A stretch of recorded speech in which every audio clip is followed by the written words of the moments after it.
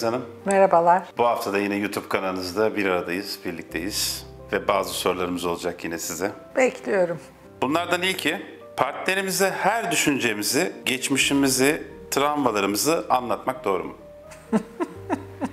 Doğru değil. Travmaları anlatmak zaten baştan sona problem. Anlatmayı çok seviyoruz, çözüm istemiyoruz. Yani herkes birbirine yaşadığı kötü şeyleri anlatmaya çok meraklı.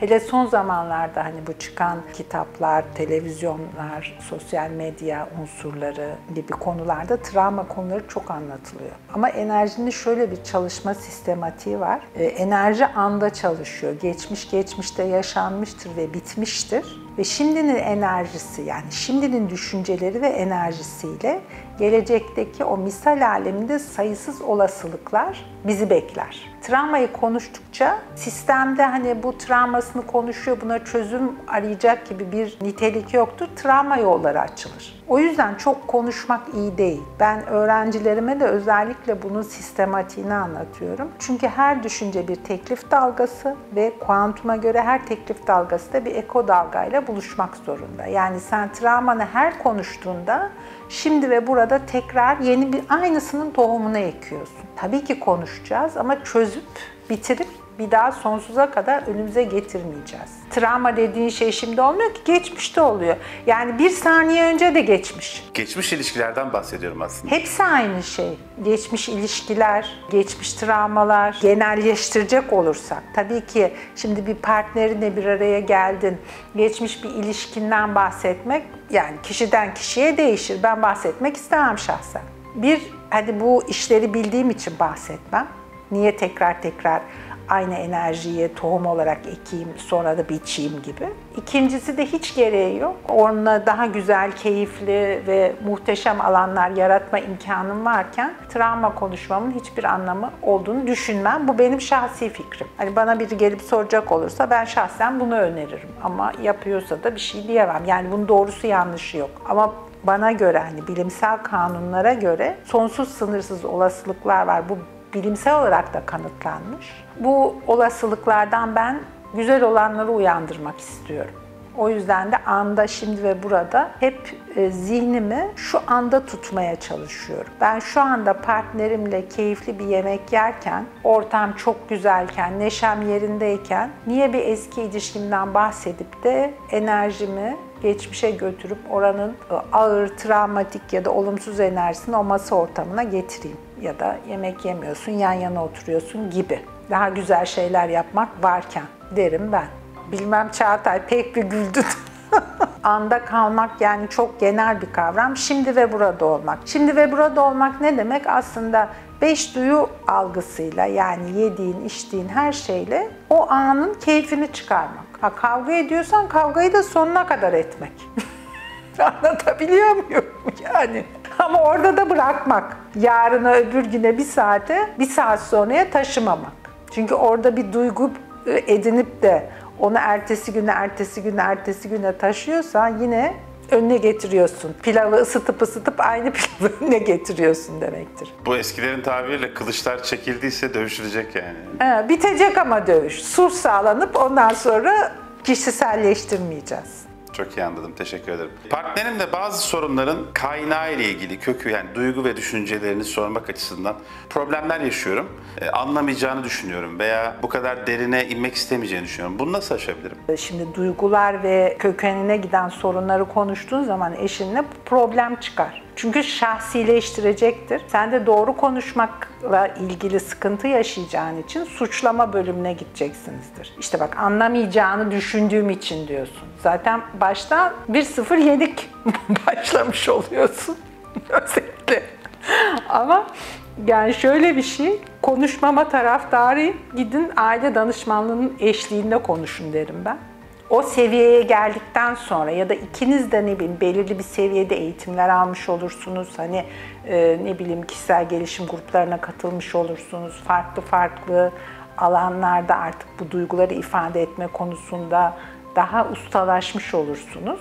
O zaman şahsileştirmeden birbirinizle konuşabiliyorsanız konuşabilirsiniz. Yoksa iş daha derinlere girer, daha eskilere gidersiniz. Ta ilk tanıştığınız zamandaki sıkıntılar başlar. ve işin içinden çıkamaz hale gelirsiniz. Derin konular derken, yani şimdi birbirinize iki kişinin hani eş de olsa, sevgili de olsa duygularını çok net olarak açacağını düşünmüyorum ki insan kendine net değil. Değil ki karşıdakine tam net olarak açılsın. Burada benim çiftlerden en çok duyduğum işte ortak paylaşımımız yok, ortak zevklerimiz yok. Sosyal bir insanım, o daha asosyal bir insan. Hani evde oturmayı seviyor gibi ya da işte ben kitap okumayı seviyorum, o sevmiyor gibi böyle bir takım farklılıklar olduğunu anlatıyorlar. Bence her çift uzun süreli evlilik için kendine bir özgürlük alanı tanımalı birbirlerine. Yani farklı şeyler yapılmasına izin verilmeli. Denge ölçüsünde. Yani ortak yapılanlar vardır, aileyle yapılanlar vardır, bir de bireysel olarak yapılanlar vardır. Bunun benim tabii ki bu şahsi fikrim. Hani uzun süreli bir beraberliğe çok büyük katkı sağlayacağını düşünüyorum. Ama bunu yaparken mesela şöyle de bir şey oluyor. Hani benim hayatım kimse karışamaz gibi bir mevzuya da bir noktaya da gelebiliyor. Benim için uzun süreli ve sağlıklı ilişkinin temeli saygıdan yatıyor. Önce saygı, sonra sevgi diye düşünüyorum ben. Bunlar olduktan sonra derin konu konuşursun, konuşmazsın çok önemli olduğunu ben düşünmüyorum. Şöyle bir katkı sağlamak istiyorum eğer sakıncası yoksa. Yok tabii. Özel alan dediniz ya. Önce sağlıklı benler olmak gerekiyor. Sonra o sağlıklı benlerle ancak biz olabiliriz. O sağlıklı biz, sağlıklı bir aileyi oluşturur. Uçaklardaki şu örneğe benziyor. Önce oksijen maskesini kendinize takın. Siz iyiyseniz yanınızdakine faydanız oluyor. Sonra çocuğa takın. Yani hayat öyle filmlerdeki gibi ya da romanlardaki gibi geçmiyor. Gerçekten öyle. Makul boyutta olmak gerekiyor. Tabii ki güzel paylaşımlar, ortak yapılacak aktiviteler önemli. Ama sen partnerinle senede bir kere ortak vakit geçirip kalan bütün zamanı diğer insanlarla geçiriyorsan orada gitmeyen bir şey vardır. Ama hafta içinde onları böyle güzel dengeleyebiliyorsan o zaman bir sorun yoktur. Ya da mesela sürekli işte sen de ille benimle gel, sen de ille benimle gel, birlikte gidelim oluyorsa da orada bir dayatma vardır, sıkışıklık vardır.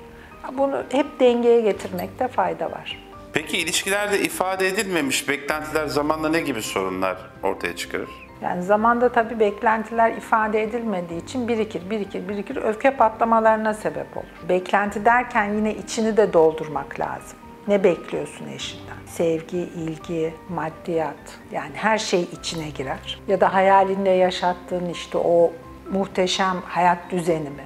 Hep böyle bir yerlere, yukarıda bir yerlere bakıyorsak bizimle birlikte akıp giden sahnelerin keyfini ve zevkini kaçırıyor oluyoruz. Beklenti onu sağlıyor. İşte bir bakıyorsun bir balonun içinde bir hayal ama sen normal hayatındaki o güzel bonusları görmüyorsun. Ben küçük ama bonus sonuçta. Oradakine odaklandığın için bunlar gelip geçiyor ve mutsuz hayatını geçirip gidiyorsun. İfade edilmemiş beklenti derken işte yine suçlamalı olmuş oluyor. İşte sen onu yapmadın, sen bunu yapmadın dediğim müddetçe karşıdaki ya da karşılamadın dediği müddetçe karşıdaki her zaman için eksik ve değersiz hissedecektir. Ya da ne bileyim ben sevgiden beklenti oluyor.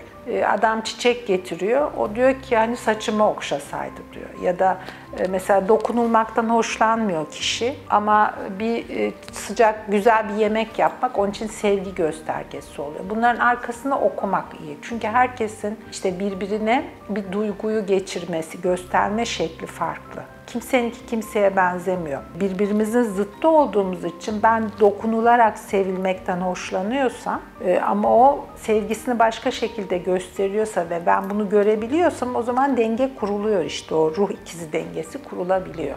Ama yapılamıyorsa ya da ille de bana dokunarak ben sevdiğini anlarım diyorsan böyle çatışma oluyor sürekli. Mesela bizde, bizim toplumumuzda özellikle ifade çok sıkıntılı. Genelde susturulduğumuz için annelerimiz öyle yapardı. Bilmiyorum hala devam ediyorlar mı? Mesela konuşmazlar, tavır alırlar. O tavır alma bize de geçer.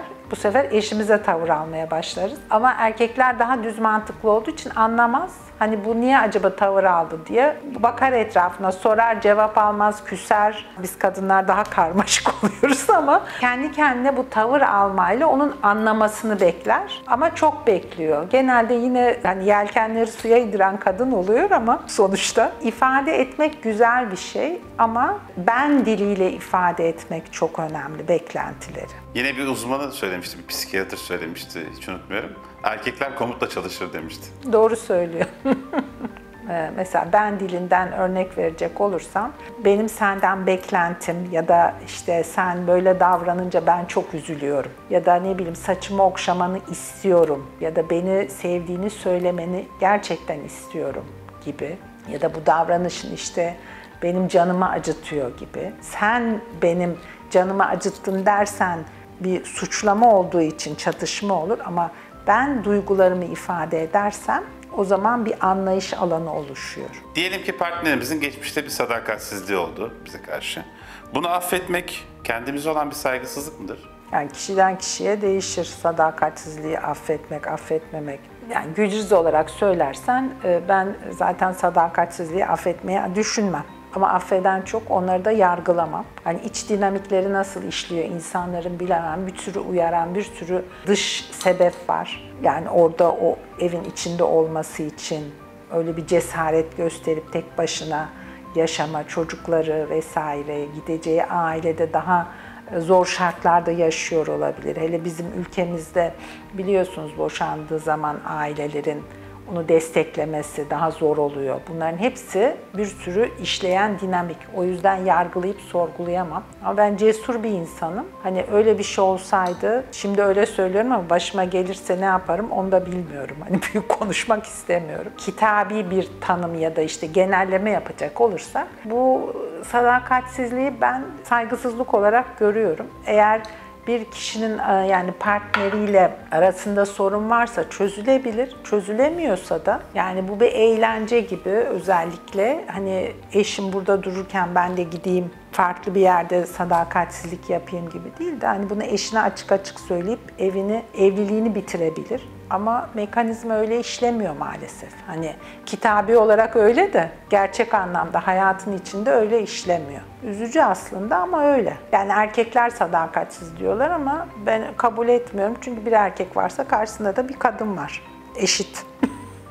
Bir ilişkide çok kıskanç olup hiç olmayan senaryolar üretmek kendini gerçekleştiren bir kehanete dönüşür mü? Dönüşebilir. Çünkü demin de söyledim her düşünce bir teklif dalgası ve o geçmiş yaşanıp bittiği için de gelecek şimdinin enerjisiyle olduğu için düşünce de bir enerji olduğu için o sayısız olasılıklardan onu seçiyoruz aslında. Olmayan senaryoları.